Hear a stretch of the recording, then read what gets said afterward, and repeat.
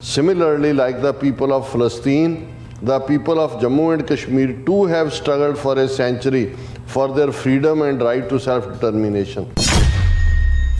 ਫਲਸਤੀਨ ਔਰ ਗਾਜ਼ਾ ਜਿਹੜਾ model Israel ਨੇ ਕਿ ਜ਼ਮੀਨ ਤੋਂ ਕਿਵੇਂ ਉਹਨਾਂ ਨੂੰ ਡਿਸਪੋਜ਼ੈਸ ਕਰਨਾ ਹੈ, ਕਿਵੇਂ ਡੈਮੋਗ੍ਰਾਫੀ ਬਦਲਣੀ ਹੈ, ਕਿਵੇਂ ਤੁਸੀਂ ਲੋਕਾਂ ਦੇ ਵਿੱਚ ਜਿਹੜਾ ਉਹ ਇੱਕ ਟੈਰਰ ਦਾ ਇੱਕ ਰੱਖੋ, ਕਿਵੇਂ ਚੁੱਕ ਕੇ ਜੰਮੂ ਕਸ਼ਮੀਰ 'ਚੋਂ ਗ੍ਰਿਫਤਾਰ ਕੀਤਿਆਂ ਨੂੰ ਯੂਪੀ ਔਰ ਬਿਹਾਰ ਦੀਆਂ ਜੇਲ੍ਹਾਂ 'ਚ ਖੜਿਆ ਗਿਆ। ਜਦੋਂ ਇੰਡੀਆ ਨੇ ਇਹ ਪ੍ਰੋਪੇਗੈਂਡਾ ਕਰਨਾ ਸ਼ੁਰੂ ਕੀਤਾ, ਦੇਖੋ ਜੀ ਵੋਟਾਂ ਪੈ ਰਹੀਆਂ ਦਾ ਮਤਲਬ ਐਵਰੀਥਿੰਗ ਇਜ਼ ਨਾਰਮਲ। ਲੋਕਾਂ ਨੇ ਕਿਹਾ ਵੀ ਨਹੀਂ, everything is not normal. Srinagar ਦੇ ਲੋਕਾਂ ਨੇ ਅਗੇਨ ਇਹਨਾਂ ਨੂੰ ਇਹ ਦੱਸਿਆ ਕਿ ਭਾਈ ਅਸੀਂ ਤੁਹਾਡੇ ਇਸ ਸਿਸਟਮ 'ਚ ਯਕੀਨ ਨਹੀਂ ਰੱਖਦੇ। 23-24% ਵੋਟਾਂ ਪਈਆਂ। ਇਹ ਜਿਹੜੇ ਨੁਮਾਇੰਦੇ 15 ਮੁਲਕਾਂ ਦੇ ਸਮੇਤ ਅਮਰੀਕਾ ਦੇ ਉੱਥੇ ਗਏ ਨੇ, ਇਹ ਯੂਐਨ ਦੇ ਮੈਂਬਰ ਨਹੀਂ ਹੈਗੇ ਜੀ। ਇਹਨਾਂ ਨੂੰ ਯੂਐਨ ਦੇ ਰੈਜ਼ੋਲੂਸ਼ਨ ਨਹੀਂ ਨਜ਼ਰ ਆਉਂਦੇ ਕਿ ਵੀ ਜੰਮੂ ਕਸ਼ਮੀਰ ਇੱਕ ਡਿਸਪਿਊਟਡ ਟੈਰੀਟੋਰੀ ਹੈ। ਆਦਿਤਿਆ ਨਾਥ ਯੋਗੀ ਉਹ ਜਾ ਕੇ ਉੱਥੇ ਕਹਿ ਰਿਹਾ Pakistan occupied Kashmir will be part of Jammu and Kashmir after elections.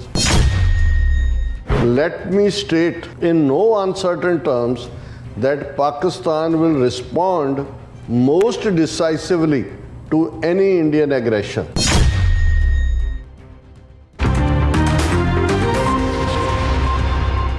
Viewers, break ਤੋਂ ਬਾਅਦ ਤੁਹਾਡਾ ਸਾਰਿਆਂ ਦਾ ਸਵਾਗਤ ਹੈ।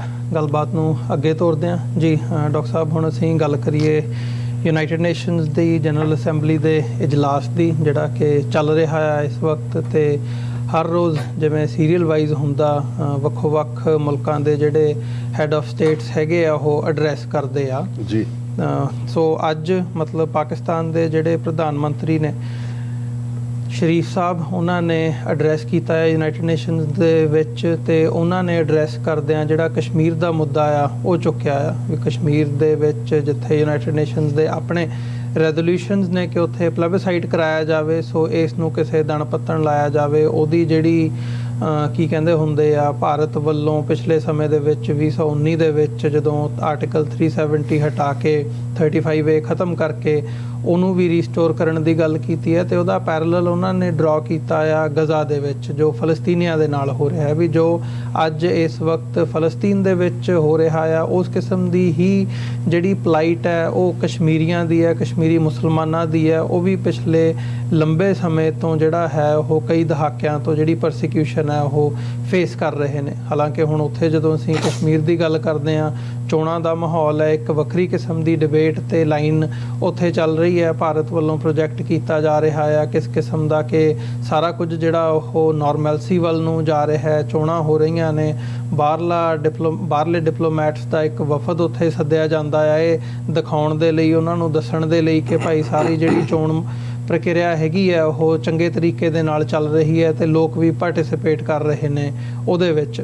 ਸੋ ਇਹ ਸਾਰੀ ਡਿਵੈਲਪਮੈਂਟ ਨੂੰ ਕਿਵੇਂ ਦੇਖ ਰਹੇ ਹੋ ਜਦੋਂ ਅਸੀਂ ਕਸ਼ਮੀਰ ਮੁੱਦੇ ਦੀ ਗੱਲ ਕਰਦੇ ਹਾਂ? ਸੋ ਸਾਡੇ ਗੁਆਂਢ ਦੇ ਵਿੱਚ ਹੈ, ਸੋ ਅੱਜ ਦੀ ਜਿਹੜੀ ਇਹ ਯੂਨਾਈਟਿਡ ਨੇਸ਼ਨਸ ਤੋਂ ਲੈ ਕੇ ਜੋ ਕਸ਼ਮੀਰ ਦੇ ਵਿੱਚ ਇਸ ਵਕਤ ਹੋ ਰਿਹਾ ਆ। ਦੇਖੋ, ਤੁਸੀਂ ਬਿਲਕੁਲ ਠੀਕ ਕਿਹਾ ਕਿ ਅੱਜ ਸ਼ਹਬਾਜ਼ ਸ਼ਰੀਫ ਪਾਕਿਸਤਾਨ ਦੇ ਪ੍ਰਾਈਮ ਮਿਨਿਸਟਰ, ਉਹਨਾਂ ਨੇ ਐਡਰੈਸ ਕੀਤਾ ਹੈ ਯੂਐਨ ਜਨਰਲ ਅਸੈਂਬਲੀ ਨੂੰ। ਸੀਰੀਅਲ ਵਾਈਜ਼ ਹੁੰਦਾ ਹੈ। ਕੱਲ੍ਹ ਯਾਨੀ ਕਿ ਸੈਚਰਡੇ ਇੰਡੀਆ ਦਾ ਫਾਰਨ ਮਿਨਿਸਟਰ ਐਸ ਜੈਸ਼ੰਕਰ 5 ਵਜੇ ਸ਼ਾਮ ਨੂੰ ਐਡਰੈਸ ਕਰੇਗਾ ਯੂਐਨ ਨੂੰ। ਸਾਡੇ ਕਸ਼ਮੀਰੀ ਭਰਾਵਾਂ ਭੈਣਾਂ ਵੱਲੋਂ ਪਰਮਿਟ ਲਿਆ ਗਿਆ ਹੈ, ਉਸ ਦੇ ਖਿਲਾਫ ਪ੍ਰੋਟੈਸਟ ਹੈ। ਅਸੀਂ ਵੀ TV84 ਦੀ ਟੀਮ ਅਸੀਂ ਉਹਨਾਂ ਨੂੰ ਜੁਆਇਨ ਕਰਾਂਗੇ ਔਰ ਉਸ ਦੀ ਕਵਰੇਜ ਵੀ ਕਰਾਂਗੇ। ਹਾਲਾਂ ਅੱਜ ਜਦੋਂ ਸ਼ਹਬਾਜ਼ ਸ਼ਰੀਫ ਐਡਰੈਸ ਕਰ ਰਹੇ ਸੀ, ਉਦੋਂ ਜਨਰਲ ਅਸੈਂਬਲੀ ਦੇ ਬਾਹਰ ਜਾਂ ਯੂਐਨ ਹੈੱਡਕੁਆਰਟਰਸ ਦੇ ਬਾਹਰ ਇਮਰਾਨ ਖਾਨ ਸਾਹਿਬ ਨਾਲ ਰਿਲੇਟਡ ਜਿਹੜੀ ਪਾਰਟੀ ਹੈ PTI ਜੀ, ਉਹਨਾਂ ਵੱਲੋਂ ਪ੍ਰੋਟੈਸਟ ਕੀਤਾ ਗਿਆ। ਉਹਨਾਂ ਨੇ ਆਪਣੇ ਜਿਹੜੇ ਇਸ਼ੂ ਨੇ, ਖਾਸ ਤੌਰ 'ਤੇ ਜੋ ਕੁਛ ਪਾਕਿਸਤਾਨ ਚੱਲ ਰਿਹਾ ਉਹਨੂੰ ਫੋਕਸ ਬਣਾਇਆ। ਲੇਕਿਨ ਅਸੀਂ ਜਦੋਂ ਇਹ ਦੇਖਦੇ ਹਾਂ ਕਿ ਵੀ ਇਹ ਜਿਹੜਾ ਯੂਐਨ ਜਨਰਲ ਅਸੈਂਬਲੀ ਦੇ ਵਿੱਚ ਮੋਸਟਲੀ ਨੈਰੇਟਿਵ ਹੁੰਦਾ, ਇਹ ਤਾਂ ਘੜਿਆ ਘੜਾਇਆ ਜਾਂ ਜੋ ਵੀ ਦਿੱਤਾ ਜਾਂਦਾ ਹੈ ਕਿਸੇ ਮੁਲਕ ਦੀ ਪਾਲਿਸੀ ਹੈ ਉਹਦੇ 'ਤੇ ਆਧਾਰਿਤ ਹੁੰਦਾ। ਜਿਹੜੀ ਇਸ ਵਾਰ ਮੈਨੂੰ ਘਾਟੇ ਵਾਲੀ ਗੱਲ ਲੱਗੀ, ਕਸ਼ਮੀਰ ਦੀ ਗੱਲ ਅਸੀਂ ਕਰਦੇ ਹਾਂ ਕਿ ਟਰਕੀ ਦੇ ਪ੍ਰੈਜ਼ੀਡੈਂਟ ਨੇ ਜਿਹੜਾ ਤਾਇਪ ਅਰਦੋਗਨ ਐਤਕੀ ਕਸ਼ਮੀਰ ਦਾ ਬਿਲਕੁਲ ਮੈਂਸ਼ਨ ਤੱਕ ਨਹੀਂ ਕੀਤਾ। ਔਰ ਇੱਕ ਮੈਨੂੰ ਸੈਟਬੈਕ ਵਾਂਗ ਲੱਗਾ। ਹਾਲਾਂ ਉਹਨਾਂ ਨੇ ਗਜ਼ਾ ਦਾ ਜਾਂ ਫਲਸਤੀਨੀਆਂ ਦਾ ਬੜਾ ਮਜ਼ਬੂਤੀ ਨਾਲ ਜ਼ਿਕਰ ਕੀਤਾ, ਇਜ਼ਰਾਈਲ ਨੂੰ ਵੀ ਵੰਗਾਰਿਆ। ਔਰ ਇਸ ਤੋਂ ਇਹ ਲੱਗਦਾ ਹੈ ਕਿ ਵੀ ਇੰਟਰਨੈਸ਼ਨਲੀ ਮੈਨੂੰ ਨਹੀਂ ਲੱਗਦਾ ਵੀ ਪਾਕਿਸਤਾਨ ਤੋਂ ਬਿਨਾਂ ਕਿਸੇ ਵੀ ਇਸਲਾਮਿਕ ਮੁਲਕ ਨੇ ਵੀ, ਕਿਉਂਕਿ ਮਲੇਸ਼ੀਆ ਤਾਂ ਆਪਣੀ ਪੋਜੀਸ਼ਨ ਕੁਛ ਅਰਸਾ ਪਹਿਲਾਂ ਹੀ ਬਦਲ ਚੁੱਕਾ ਸੀ, ਜਦੋਂ ਕਿ ਉਹਨੇ ਕਿਹਾ ਸੀ ਜੀ ਕਿ ਇੰਟਰਨਲ ਅਫੇਅਰ ਔਰ ਆਪਣੇ ਆਪ 'ਚ ਕਰ ਲਓ। ਹਾਲਾਂ ਇਸ ਦੇ ਉੱਤੇ ਤਬਸਰੇ ਹੋ ਰਹੇ ਨੇ ਕਿ ਟਰਕੀ ਨੇ ਕਿਉਂ ਕਸ਼ਮੀਰ ਨੂੰ ਸਕਿਪ ਕੀਤਾ। ਉਹਦਾ ਇੱਕ ਰੀਜ਼ਨ ਇਹ ਵੀ ਦਿੱਤਾ ਜਾ ਰਿਹਾ ਕਿ ਬ੍ਰਿਕਸ ਜਿਸ ਦੇ ਵਿੱਚ ਟਰਕੀ ਸ਼ਾਮਲ ਹੋਣਾ ਚਾਹੁੰਦਾ, ਉਹਦੇ 'ਚ ਭਾਰਤ ਦੀ ਜਿਹੜੀ ਹੈ ਰਜ਼ਾਮੰਦੀ ਵੀ ਜ਼ਰੂਰੀ ਹੈ, ਔਰ ਸ਼ਾਇਦ ਉਹਦੇ ਤੋਂ ਉਹਨਾਂ ਨੇ ਬੋ ਆਊਟ ਕੀਤਾ। ਜਾਂ ਇਹ ਵੀ ਜੋ ਪਾਕਿਸਤਾਨ ਦੇ ਅੱਜ ਹਾਲਾਤ ਚੱਲ ਰਹੇ ਨੇ ਉਹਦੇ ਮੱਦੇਨਜ਼ਰ ਉਹਨਾਂ ਨੂੰ ਇਹ ਕਸ਼ਮੀਰ ਇਸ਼ੂ ਜਿਹੜਾ ਕੋਈ ਰੈਲੇਵੈਂਟ ਨਾ ਲੱਗਾ ਹੋਏ। ਪਰ ਮੈਂ ਸਮਝਦਾ ਵੀ ਇਹ ਇੱਕ ਸੈਟਬੈਕ ਹੈ ਕਿ ਇੱਕ ਪਾਸੇ ਜਿਹੜੀ OIC ਇਸਲਾਮਿਕ ਮੁਲਕਾਂ ਦੇ 57 ਇਸਲਾਮਿਕ ਮੁਲਕਾਂ ਦਾ ਸੰਗਠਨ ਹੈ, ਉਸ ਦੇ ਵਿੱਚ ਤਾਂ ਮਤਾ ਜਦੋਂ ਪਾਸ ਹੁੰਦਾ ਹੈ ਤਾਂ ਕਸ਼ਮੀਰੀਆਂ ਦੇ ਰਾਈਟ ਆਫ ਸੈਲਫ ਡਿਟਰਮੀਨੇਸ਼ਨ ਦੀ ਗੱਲ ਹੁੰਦੀ ਹੈ। ਤੇ ਕੀ ਕਾਰਨ ਹੈ ਕਿ ਇਹ 57 ਮੁਲਕਾਂ ਦੇ ਨੁਮਾਇੰਦੇ ਜਦੋਂ UN ਜਨਰਲ ਅਸੈਂਬਲੀ 'ਚ ਐਡਰੈਸ ਕਰਦੇ ਨੇ, ਉਹ ਕੋਈ ਮੂਨ ਤਾਂ ਨਹੀਂ ਮੰਗ ਰਹੇ, ਔਰ ਉਹੀ UN ਜਨਰਲ ਅਸੈਂਬਲੀ ਹੈ ਜਾਂ UN ਸਿਕਿਉਰਿਟੀ ਕੌਂਸਲ ਹੈ ਜਿਨ੍ਹਾਂ ਦੇ 18 ਜਾਂ 19 ਮਤੇ ਨੇ ਕਿ ਕਸ਼ਮੀਰ ਦੇ ਵਿੱਚ ਜਿਹੜੀ ਆ ਰਾਇਸ਼ੁਮਾਰੀ ਕਰਵਾਈ ਜਾਏ ਜਿਸ ਦੇ ਲਈ ਸ਼ਬਦ ਪਲੈਬੇਸਾਈਡ ਜਾਂ ਰਾਈਟ ਆਫ ਸੈਲਫ ਡਿਟਰਮੀਨੇਸ਼ਨ ਇਸਤੇਮਾਲ ਹੁੰਦਾ ਹੈ। ਪਰ ਮੈਨੂੰ ਨਹੀਂ ਲੱਗਦਾ ਵੀ ਕਿਸੇ ਵੀ ਹੋਰ ਮੁਲਕ ਨੇ ਅਦਰ ਦੈਨ ਪਾਕਿਸਤਾਨ, ਕਿਉਂਕਿ ਪਾਕਿਸਤਾਨ ਦੇ ਲਈ ਤਾਂ ਭਾਵੇਂ ਉਹਨਾਂ ਦਾ ਉਹ ਲਿਪ ਸਿੰਪੈਥੀ ਕਰਦੇ ਹੋਣ ਜਾਂ ਉਹਨਾਂ ਦਾ ਅਸਲ 'ਚ ਜਿਹੜਾ ਉਹ ਸ਼ਾਹਰਗ ਵੀ ਹੈ, ਔਰ ਪਾਕਿਸਤਾਨ ਦਾ ਇਸ ਲਈ ਵੀ ਕਸ਼ਮੀਰ ਦੇ ਵਿੱਚ ਇੰਟਰਸਟ ਹੈ ਔਰ ਬਣਿਆ ਰਹਿਣਾ ਚਾਹੀਦਾ ਔਰ ਬਣਿਆ ਰਹੇਗਾ, ਕਿਉਂਕਿ ਆਲਰੇਡੀ ਇੰਡੀਆ ਨੇ ਨੋਟਿਸ ਭੇਜ ਦਿੱਤਾ ਹੋਇਆ ਉਹਨਾਂ ਨੂੰ ਕਿ ਜੀ ਅਸੀਂ ਤਾਂ ਇੰਡਸ ਵਾਟਰ ਟਰੀਟੀ ਜਿਹੜੀ ਹੈ ਉਸ ਨੂੰ ਰੀਨੈਗੋਸ਼ੀਏਟ ਕਰਨਾ ਚਾਹੁੰਦੇ ਹਾਂ, ਕਿਉਂਕਿ ਗਰਾਊਂਡ ਰਿਐਲਿਟੀਜ਼ ਬਦਲ ਗਈਆਂ। ਹੁਣ ਚਨਾਹ ਤੇ ਜੇਹਲਮ ਦੋਨੋਂ ਦਰਿਆ ਇੰਡੀਅਨ ਆਕੂਪਾਈਡ ਕਸ਼ਮੀਰ ਤੋਂ ਨਿਕਲ ਕੇ ਆਉਂਦੇ ਨੇ, ਔਰ ਜੇ ਕਸ਼ਮੀਰ ਤਾਂ ਇੱਕ ਤਾਂ ਟੈਰੀਟਰੀ ਹੈ, ਇੱਕ ਤਾਂ ਵਾਟਰ ਲਾਈਫ ਲਾਈਨ ਹੈ। ਸੋ ਪਾਕਿਸਤਾਨ ਇਹਨੂੰ ਇਗਨੋਰ ਨਹੀਂ ਕਰ ਸਕਦਾ। ਔਰ ਮੈਂ ਸਮਝਦਾ ਵੀ ਸ਼ਾਹਬਾਜ਼ ਸ਼ਰੀਫ ਦੀ ਜਿਹੜੀ ਪ੍ਰੈਜੈਂਟੇਸ਼ਨ ਸੀ ਉਹਦੇ 'ਚ ਬੋਲਡਨੈਸ ਸੀ। ਇੱਕ ਸਟ੍ਰੋਕ ਦੇ ਵਿੱਚ ਉਹਨਾਂ ਨੇ ਫਲਸਤੀਨ ਦਾ ਜ਼ਿਕਰ ਕਰਦਿਆਂ ਉਸ ਦਾ ਜਿਹੜੀ ਹੈ ਤੁਲਨਾ ਜਾਂ ਕੰਪੈਰੀਜ਼ਨ ਕਸ਼ਮੀਰ ਦੇ ਨਾਲ ਕੀਤੀ, ਔਰ ਉਹਦੇ 'ਚ ਉਹਨਾਂ ਨੇ ਕਿਹਾ ਕਿ ਵੀ ਇਹ ਜਿਹੜਾ similarly like the people of ਫਲਸਤੀਨ, the people of Jammu and Kashmir too have struggled for a century for their freedom and right to self-determination।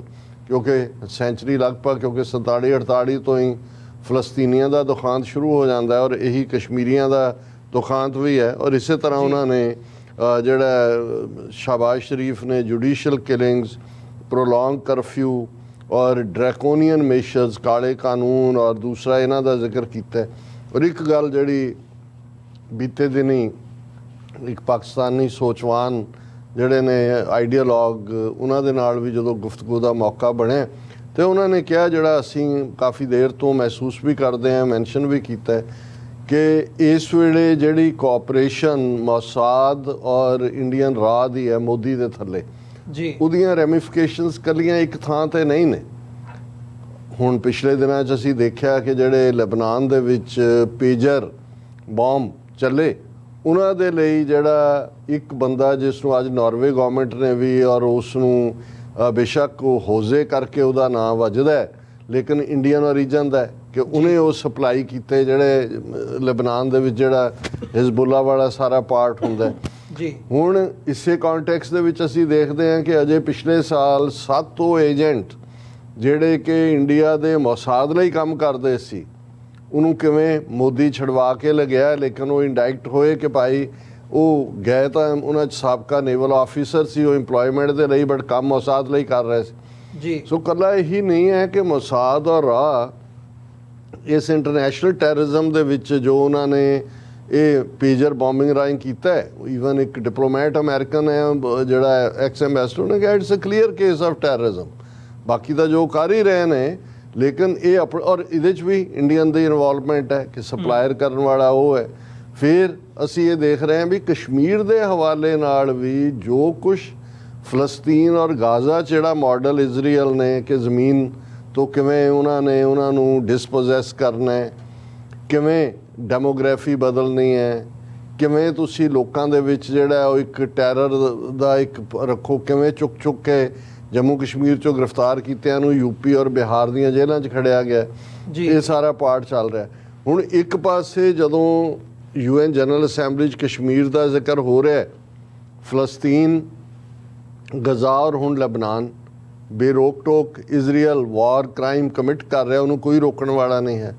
ਅੱਜ ਹੀ ਮੈਂ ਇੱਕ ਡਿਸਕਸ਼ਨ ਕਰਨ ਥਾਪਰ ਦੇ ਨਾਲ, ਇੰਡੀਆ ਦਾ ਸਾਬਕਾ ਐਂਬੈਸਡਰ, ਮੁਸਲਮਾਨ ਨਾਂ ਸੀ ਉਹਨਾਂ ਦਾ, ਸਾਊਦੀ ਅਰੇਬੀਆ 'ਚ, ਉਹਦੇ ਨਾਲ ਸੁਣ ਰਿਹਾ ਸੀ। ਉਹਨੂੰ ਜਦੋਂ ਉਹਨਾਂ ਨੇ ਪੁੱਛਿਆ ਕਿ ਬਈ ਇਸ ਸਾਰੇ 'ਚੋਂ ਜੋ ਕੁਝ ਚੱਲ ਰਿਹਾ ਇਹਨੂੰ ਤੁਸੀਂ ਕਿਵੇਂ ਦੇਖਦੇ ਹੋ, ਉਹਨਾਂ ਨੇ ਕਿਹਾ ਜੀ, ਉਹਨੇ ਕਿਹਾ ਕਰਨ ਥਾਪਰ ਨੇ ਕਿ ਇਹ ਸ਼ੋਅ ਕਰਦਾ ਹੈ ਕਿ ਜੀ US ਦੀ ਪਾਵਰ ਡਿਕਲਾਈਨ ਹੋ ਰਹੀ ਹੈ ਜਾਂ ਇੰਟਰਨੈਸ਼ਨਲੀ। ਉਹ ਕਹਿੰਦੇ ਵੀ ਆਲਰੇਡੀ ਜੇ ਇਜ਼ਰਾਈਲ ਇਹਦੇ ਬਾਵਜੂਦ ਬਾਈਡਨ ਮਹੀਨਿਆਂ ਬਦੀ 1 ਸਾਲ ਤਾਂ ਆਲਮੋਸਟ ਹੋ ਗਿਆ, ਅਕਤੂਬਰ 7 ਨੂੰ ਜਿਹੜੇ ਨੇ ਉਹ ਜਿਹੜਾ ਹਮਾਸ ਦਾ ਅਟੈਕ ਹੋਇਆ ਸੀ, ਉਹਨਾਂ ਨੇ ਕਿਹਾ ਵੀ ਹਮਾਸ ਜਾਂ ਗਜ਼ਾ ਦੀ ਲੜਾਈ ਨੂੰ ਤਾਂ ਕੀ ਰੋਕਣਾ ਸੀ। 11 ਮਹੀਨੇ 'ਚ ਈਵਨ ਇੱਕ ਨਵਾਂ ਫਰੰਟ ਖੋਲ੍ਹ ਦਿੱਤਾ ਗਿਆ ਹਿਜ਼ਬੁੱਲਾ ਦੇ ਨਾਲ ਜੀ, ਔਰ ਕਿਸ ਬੇਕਿਰਕੀ ਦੇ ਨਾਲ। ਉਹਦੇ 'ਚ ਵੀ ਗਜ਼ਾ ਦੇ ਵਿੱਚ ਵੀ 70% ਦੀ ਕੈਜੂਐਲਿਟੀ, 42,000 ਤੋਂ ਜ਼ਿਆਦਾ ਲੋਕ ਮਰੇ, 1 ਲੱਖ ਤੋਂ ਜ਼ਿਆਦਾ ਜ਼ਖਮੀ ਨੇ। ਉਹ ਤਾਂ ਚੱਲ ਹੀ ਰਿਹਾ, ਹਾਲਾਂ ਆਬਜੈਕਟਿਵ ਫਿਰ ਵੀ ਕੋਈ ਉਹਨਾਂ ਦਾ ਪੂਰਾ ਨਹੀਂ ਹੋਇਆ ਜਾਂ ਜੋ ਉਹਨਾਂ ਦਾ ਹੈ। ਉਹਨੇ ਕਿਹਾ ਵੀ ਕਿਉਂਕਿ ਇਜ਼ਰਾਈਲ ਦਾ ਮਕਸਦ ਤਾਂ ਲੋਕਾਂ ਨੂੰ ਮਾਰਨਾ ਹੈ ਔਰ ਐਂਡ ਕਰਨਾ ਹੈ ਸਾਰੀ ਗੇਮ ਨੂੰ ਟੂ ਵਿਦ ਦਾ ਵਾਰ। ਉਹਨਾਂ ਦੀ ਕੋਈ ਸਟ੍ਰੈਟਜੀ, ਐਗਜ਼ਿਟ ਸਟ੍ਰੈਟਜੀ ਜਾਂ ਦੂਜੀ ਨਹੀਂ ਹੈ। ਹੁਣ ਇਹੀ ਹਾਲ ਅਸੀਂ ਕਸ਼ਮੀਰ ਦੇ ਵਿੱਚ ਦੇਖ ਰਹੇ, ਉਹੀ ਮਾਡਲ।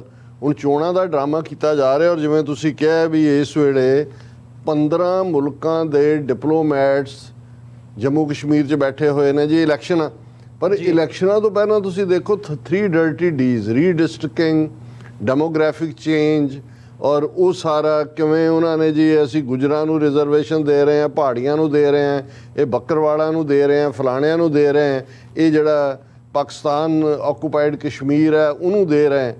ਆਲਰੇਡੀ ਜਿਹੜਾ ਵੀ ਇਸ ਸਾਰੀ ਚੋਣ ਡਰਾਮੇ ਤੋਂ ਬਾਅਦ ਨਿਕਲੇਗਾ, ਹਾਲਾਂ ਮੈਂ ਸਮਝਦਾ ਵੀ ਸ਼੍ਰੀਨਗਰ ਦੇ ਲੋਕਾਂ ਨੇ ਅਗੇਨ ਇਹਨਾਂ ਨੂੰ ਇਹ ਦੱਸਿਆ ਕਿ ਭਾਈ ਅਸੀਂ ਤੁਹਾਡੇ ਇਸ ਸਿਸਟਮ 'ਚ ਯਕੀਨ ਨਹੀਂ ਰੱਖਦੇ। ਉਹਨਾਂ ਦੇ 7-8 ਹਲਕੇ ਨੇ, 23-24% ਵੋਟਾਂ ਪਈਆਂ ਔਰ ਉਮਰ ਅਬਦੁੱਲਾ ਨੇ ਠੀਕ ਕਿਹਾ, ਉਹਨੇ ਕਿਹਾ ਜੀ ਵੋਟਾਂ ਪੈ ਜਾਣੀਆਂ ਸੀ, ਪਰ ਜਦੋਂ ਇੰਡੀਆ ਨੇ ਇਹ ਪ੍ਰੋਪੇਗੈਂਡਾ ਕਰਨਾ ਸ਼ੁਰੂ ਕੀਤਾ, ਦੇਖੋ ਜੀ ਨਾਰਮਲ ਜਿਹੜੀਆਂ ਨੇ ਵੋਟਾਂ ਪੈ ਰਹੀਆਂ ਦਾ ਮਤਲਬ ਐਵਰੀਥਿੰਗ ਇਜ਼ ਨਾਰਮਲ।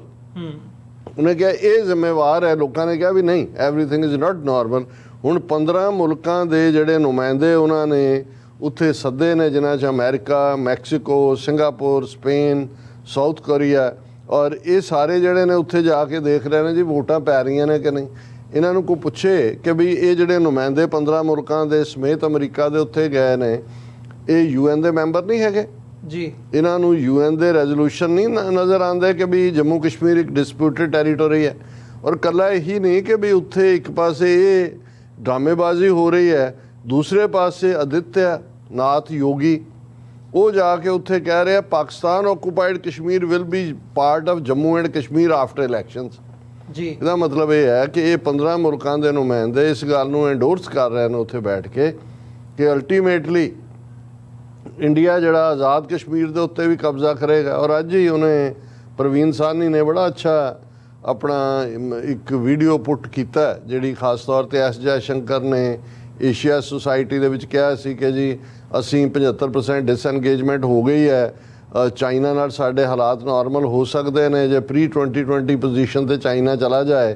ਜਿਹੜੇ ਪੈਟਰੋਲਿੰਗ ਪੁਆਇੰਟਸ ਨੇ, ਉਹਨੇ ਕਿਹਾ ਵੀ ਇਸ ਦੇ ਲਈ ਜੋ ਚਾਈਨਾ ਨੇ 2020 'ਚ ਕੀਤਾ, ਇਹਦੇ 'ਚ 2019 ਦੇ ਵਿੱਚ ਜਿਹੜਾ ਕਸ਼ਮੀਰ ਦਾ ਸਟੇਟਸ ਬਦਲਿਆ ਗਿਆ ਉਹ ਜ਼ਿੰਮੇਵਾਰ ਹੈ, ਕਿਉਂਕਿ ਲਦਾਖ ਨੂੰ ਯੂਨੀ ਟੈਰੀਟਰੀ ਬਣਾਇਆ ਗਿਆ। ਉਹਨੇ ਕਿਹਾ ਫਿਰ ਇੱਥੇ ਹੀ ਨਹੀਂ ਵੀ ਅਮਿਤ ਸ਼ਾਹ ਰੁਕ ਜਾਏ, ਉਹਨੇ ਪਾਰਲੀਮੈਂਟ 'ਚ ਖਲੋ ਕੇ ਕਿਹਾ ਵੀ ਨੈਕਸਟ ਸਾਡਾ ਜਿਹੜਾ ਅਸੀਂ ਅਕਸਾਈ ਚਿੰਨ ਵੀ ਲਵਾਂਗੇ ਜਿਹੜਾ ਆਲਰੇਡੀ ਚਾਈਨਾ ਦੇ ਕੋਲ ਹੈ। ਉਹਨਾਂ ਨੇ ਕਿਹਾ ਜੀ ਜਦੋਂ ਇਹ ਉਹਨਾਂ ਨੇ ਹਮਲਾ ਸਿੱਧੇ ਤੌਰ ਤੇ ਉਹਨਾਂ ਦੀ ਕੈਟੋਗ੍ਰਾਫੀ ਦੇ ਉੱਤੇ ਕੀਤਾ, ਨਕਸ਼ਾ ਬਣਾ ਕੇ ਅਕਸਾਈ ਚਿੰਨ ਦੱਸਦਾ, ਤੇ ਚਾਈਨਾ ਨੂੰ ਤਾਂ ਸਿਗਨਲ ਮਿਲ ਗਿਆ ਕਿ ਬਈ ਇਹ ਤਾਂ ਉਹ 1959 ਵਾਲੇ ਜਿਹੜੀ ਇਹਨਾਂ ਦੀ ਕਰਤੂਤ ਸੀ ਨਹਿਰੂ ਦੀ, ਜਦੋਂ ਕਿ ਚਾਈਨਾ ਨੇ ਇਹਨਾਂ ਨੂੰ ਆਫਰ ਕੀਤਾ ਸੀ ਕਿ ਆਓ ਆ ਕੇ ਬੈਠੋ, ਇਹ line of actual control LAC ਜਿਹੜੀ ਮੈਕਮੋਨ ਲਾਈਨ ਵੱਜਦੀ, ਅਸੀਂ ਤਾਂ ਕਦੇ ਮੰਨਿਆ ਨਹੀਂ ਹੈ, ਸਾਡੇ ਨਾਲ ਡਿਸਾਈਡ ਕਰ ਲਓ ਜਿਹੜਾ ਹਿੱਸਾ ਹੈ। ਪਰ ਉਹਨਾਂ ਨੇ ਕਿਹਾ ਵੀ ਇਹਨਾਂ ਦੀ ਦਿਲਵਦੀ ਦੇਖੋ ਕਿ ਵੀ ਜਿੱਦਣ ਇਹਨਾਂ ਨੇ ਅਕਸਾਈ ਚਿੰਨ ਔਰ ਲਦਾਖ ਨੂੰ ਯੂਨੀਅਨ ਟੈਰੀਟਰੀ ਬਣਾ ਕੇ ਸਟੇਟਸ ਕੋ ਤੋੜਿਆ, ਚਾਈਨਾ ਨੇ ਵਿਦਨ 1 ਈਅਰ ਜਿਹੜਾ ਇਹਨਾਂ ਨੂੰ ਮੈਸੇਜ ਦੇ ਦਿੱਤਾ ਕਿ ਜੇ ਅਸੀਂ ਇਹ ਸਾਰੇ ਨੂੰ ਨਹੀਂ ਮੰਨਦੇ ਔਰ ਉਹ ਲਗਾਤਾਰਤਾ ਨਾਲ 4000 ਸਕੁਅਰ ਕਿਲੋਮੀਟਰ ਤੋਂ ਜ਼ਿਆਦਾ ਟੈਰੀਟਰੀ ਉਹਨਾਂ ਨੇ ਲੈ ਲਈ। ਹੁਣ ਇੱਕ ਪਾਸੇ ਜੇ ਆਦਿੱਤਿਆਨਾਥ ਯੋਗੀ ਜਿਹੜਾ ਹੈ ਉਹ ਖਲੋ ਕੇ ਜੰਮੂ ਕਸ਼ਮੀਰ ਦੀ ਟੈਰੀਟਰੀ ਤੇ ਕਹਿ ਰਿਹਾ ਹੈ ਕਿ ਇਲੈਕਸ਼ਨਾਂ ਤੋਂ ਬਾਅਦ ਅਸੀਂ ਪਾਕਿਸਤਾਨ ਆਕੂਪਾਈਡ ਕਸ਼ਮੀਰ ਲੈਣਾ ਹੈ, ਤੇ ਇਸ ਦਾ ਜਵਾਬ ਵੀ ਜਿਹੜਾ ਹੈ ਉਹ ਸ਼ਹਬਾਜ਼ ਸ਼ਰੀਫ ਨੇ ਇਹ ਕਹਿ ਕੇ ਦਿੱਤਾ ਹੈ ਕਿ ਭਾਈ ਇਹ ਜੇ ਮਿਸਟਰ ਪ੍ਰੈਜ਼ੀਡੈਂਟ ਉਹ UN ਜਨਰਲ ਅਸੈਂਬਲੀ ਦੇ president mister president let me state in no uncertain terms that Pakistan will respond most decisively to any Indian aggression, ਕਿਉਂਕਿ ਉੱਥੇ ਉਹ ਐਗਰੈਸ਼ਨ ਦੀ ਧਮਕੀ ਦੇ ਰਿਹਾ ਜੰਮੂ ਕਸ਼ਮੀਰ 'ਚ ਜੀ। ਔਰ ਉਹ ਕੋਈ ਮਾੜਾ ਮੋਟਾ ਨਹੀਂ ਹੈ। ਯੂਪੀ ਦਾ ਚੀਫ ਮਿਨਿਸਟਰ ਹੈ ਜਿਹੜਾ ਯੂਪੀ ਦੀ ਆਬਾਦੀ ਦੁਨੀਆ ਦੇ 10ਵੇਂ 11ਵੇਂ ਮੁਲਕ ਦੇ ਬਰਾਬਰ ਬਣਦੀ ਹੈ ਕਿ ਵੀ ਅਸੀਂ ਇਲੈਕਸ਼ਨਾਂ ਤੋਂ ਬਾਅਦ ਇਹ ਲੈਣਾ ਹੈ, ਔਰ 15 ਮੁਲਕਾਂ ਦੇ ਡਿਪਲੋਮੈਟ ਬੈਠੇ ਨੇ ਔਰ ਇਹ ਬਿਲਕੁਲ ਟਾਈਮਲੀ ਸੀ ਕਿ ਬਈ ਪਾਕਿਸਤਾਨ ਦੇ ਪ੍ਰਾਈਮ ਮਿਨਿਸਟਰ ਨੇ ਕਿਹਾ ਕਿ ਭਾਈ ਅਸੀਂ ਜੇ ਹਮਲਾ ਕਰਦੇ ਨੇ ਫਿਰ ਅਸੀਂ ਡਿਸਾਈਸਿਵ ਐਕਸ਼ਨ ਲਵਾਂਗੇ। ਨਾਲ ਦੀ ਨਾਲ ਇੱਕ ਸਟੈਪ ਫਰਦਰ ਜਾਂਦੇ ਹੈ ਉਹਨਾਂ ਨੇ ਹਿੰਦੂ ਸੁਪਰੈਮੈਸਿਸਟ ਏਜੰਡੇ ਦੀ ਗੱਲ ਕੀਤੀ ਕਿ ਭਾਈ ਇਹ ਜਿਹੜਾ ਹਿੰਦੂ ਸੁਪਰੈਮੈਸਿਸਟ ਏਜੰਡਾ ਹੈ ਜਿਹੜਾ ਕਿ ਮੋਸਟ ਅਲਾਰਮਿੰਗ ਮੈਨੀਫੈਸਟੇਸ਼ਨ ਹੈ ਇਹ ਸਾਰੇ ਇਸ਼ੂ ਦੀ, ਇਹ ਜਿਹੜਾ ਹੈ ਸਬਜੂਗੇਟ ਕਰ ਰਿਹਾ ਇੰਡੀਅਨ ਮੁਸਲਿਮਸ ਨੂੰ ਔਰ ਓਬਲੀਟਰੇਸ਼ਨਸ ਆਫ ਇੰਡੀਆਜ਼ ਇਸਲਾਮਿਕ ਸਭ ਕੁਝ ਮਿਟਾਉਣ ਦੇ ਉੱਤੇ ਲੱਗੇ ਹੋਏ ਨੇ। ਅਸੀਂ ਸਮਝਦੇ ਹਾਂ ਬੇਸ਼ੱਕ ਸਾਡਾ ਪਾਕਿਸਤਾਨ ਦੀ ਇੰਟਰਨਲ ਪੋਲਿਟਿਕਸ ਦੇ ਉੱਤੇ ਅਸੀਂ ਕਮੈਂਟ ਕਰਨ ਤੋਂ ਗੁਰੇਜ਼ ਕਰਦੇ ਹਾਂ, ਪਰ ਅਸੀਂ ਸਮਝਦੇ ਹਾਂ ਕਿ ਭਾਵੇਂ ਇਹ ਸਟੇਟਮੈਂਟ ਜ਼ਾਹਰ ਹੈ ਜਿਹੜੇ ਮੁਲਕ ਦੇ ਮਾਲਕ ਨੇ ਉਹਨਾਂ ਨੇ ਡਰਾਫਟ ਕੀਤੀ ਹੋਏਗੀ, ਪਰ ਇਹ ਜਿਹੜੀ ਪ੍ਰੈਜੈਂਟੇਸ਼ਨ ਹੈ ਜਿਸ ਦੇ ਵਿੱਚ ਇੰਡੀਅਨ ਐਗਰੈਸ਼ਨ ਨੂੰ ਵੀ ਜਿਹੜਾ ਉੱਥੇ ਆਦਿੱਤਿਆਨਾਥ ਯੋਗੀ ਥ੍ਰੈਟ ਕਰ ਰਿਹਾ ਉਹਦਾ ਢੁਕਵਾਂ ਜਵਾਬ ਹੈ ਔਰ ਮਜ਼ਬੂਤ ਪ੍ਰੈਜੈਂਟੇਸ਼ਨ ਹੈ। ਪਰ ਮੈਂ ਸਮਝਦਾ ਹਾਂ ਕਿ ਇਹ ਪਾਕਿਸਤਾਨ ਦੀ ਲੌਬੀ ਦਾ ਘਟਾ ਹੈ ਕਿ ਹੋਰ ਮੁਲਕਾਂ ਨੂੰ ਤਾਂ ਕੀ ਜੁਆਇਨ ਕਰਵਾਉਣਾ ਸੀ ਕਿ ਮਲੇਸ਼ੀਆ ਪਹਿਲਾਂ ਹੀ ਨਿਕਲ ਚੁੱਕਾ, ਟਰਕੀ ਜਿਹੜਾ ਇਹਨਾਂ 2019 ਤੋਂ ਬਾਅਦ ਵੀ ਲਗਾਤਾਰਤਾ ਨਾਲ UN ਜਨਰਲ ਅਸੈਂਬਲੀ 'ਚ ਮੈਂਸ਼ਨ ਕਰਦਾ ਰਿਹਾ, ਇਸ ਵਾਰ ਟਰਕੀ ਦਾ ਮੈਂਸ਼ਨ ਨਾ ਕਰਨਾ ਇਹਨੂੰ ਇੰਡੀਆ ਜਿਹੜਾ ਹੈ ਜਾਂ ਉਹਨਾਂ ਦੀਆਂ ਮੀਡੀਆ ਆਊਟਲੈਟਸ ਆਪਣੀ ਬਹੁਤ ਵੱਡੀ ਡਿਪਲੋਮੈਟਿਕ ਜਿੱਤ ਦੱਸ ਰਹੇ ਨੇ। ਜੀ ਡਾਕਟਰ ਸਾਹਿਬ ਬਿਲਕੁਲ। ਸੋ ਵਿਊਅਰਸ ਇੱਕ ਛੋਟੇ ਜਿਹੇ ਕਮਰਸ਼ੀਅਲ ਬ੍ਰੇਕ ਦੇ ਲਈ ਇੱਥੇ ਰੁਕਦੇ ਹਾਂ, ਇਸੇ ਤਰ੍ਹਾਂ ਜੁੜੇ ਰਹੋ, ਬ੍ਰੇਕ ਤੋਂ ਬਾਅਦ ਗੱਲਬਾਤ ਨੂੰ ਅੱਗੇ ਤੋਰਦੇ ਹਾਂ।